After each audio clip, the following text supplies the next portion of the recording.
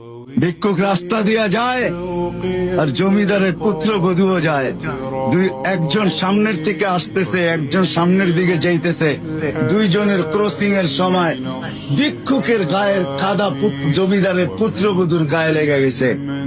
সে দুনিয়া আন্ধার করে ফেলছে, স্বামীকে ডাইকা নিয়ে আসছে, বলছে ভিক্ষুক আমার কাপড় নষ্ট করে দিছে।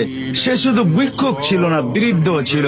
বৃদ্ধ ছিল না শুধু, জীর্ণ ছিল, শীর্ণ ছিল, শরীরে কাপড় ছিল না, ফাটা চিরা কাপড় ছিল, পায়ে জুতা ছিল না, পেটে ভাত ছিল না। জমিদারের পুত্র সইতে পারে নাই, যৌবনী শক্তি সয়তো সয় কি করা, তার স্ত্রীর গায়ে ভিক্ষুকের কাদা।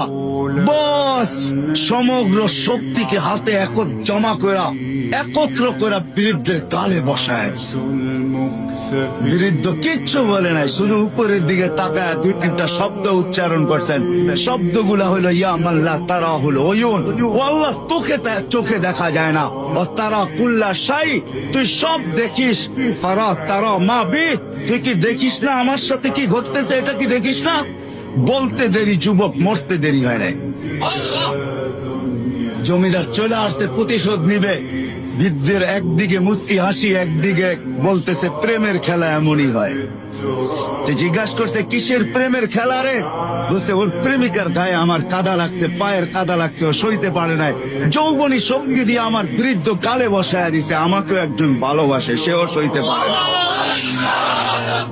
সেও সইতে পারে না। ও তো থাপ্পড় দিয়া খান তো, সে জান নিয়ে নিছে, জান।